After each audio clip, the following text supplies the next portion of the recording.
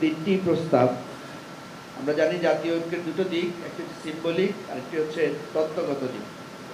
সিম্বলিকটা খুবই গুরুত্বপূর্ণ, সেজন্য আমি কিছুটা অন্যজনের প্রস্তাবের সাথে মিলিয়ে বলছি। একটা দিন আমরা ফিক্স করতে পারি যে আমাদের বাংলাদেশের ভেতরের বাইরের সবাই আমরা একদিন রাস্তায় দাঁড়াবো। রাস্তা যদি জ্যাম হয়ে যায়, রাস্তার যদি অসুবিধা হয়, তাহলে বাসার সামনে গিয়ে দাঁড়াবো।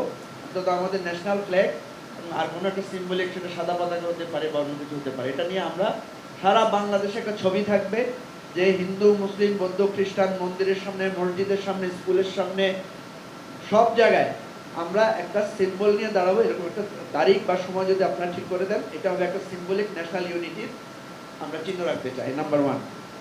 নাম্বার 2 হচ্ছে ষড়যন্ত্র হচ্ছে আমরা সবাই জানি, সেজন্য প্রত্যেকটা মসজিদ, মন্দির, প্যাগোডায় যেগুলোতে আছে ভালো, না থাকলে সিসিটিভি ক্যামেরার আওতায় আনা দরকার। এবং আমাদের মন্দির এবং মসজিদ কমিটিগুলোর অর্থনৈতিক অবস্থা বেশিরভাগই ভালো, ওনাদেরকে একটা সার্কুলার দিলে ওনারা এটা করবেন, সিসিটিভির আওতায় আনতে হবে। কারণ নাহলে মসজিদে হামলা, মন্দিরে হামলা, বিভিন্ন বেশে এটা হয়েছে এবং হবে, এটা আমাদেরকে খেয়াল রাখতে হবে।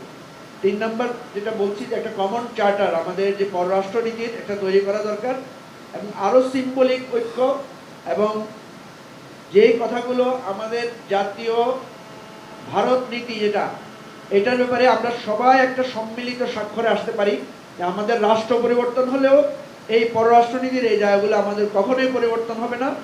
আজকে যে থ্রেডে আমাদেরকে ফেলা হয়েছে, এটাকে আমি একটা গ্রেট অপরচুনিটিতে রূপান্তরিত করার পক্ষে। সবাইকে ধন্যবাদ। আসসালামু আলাইকুম।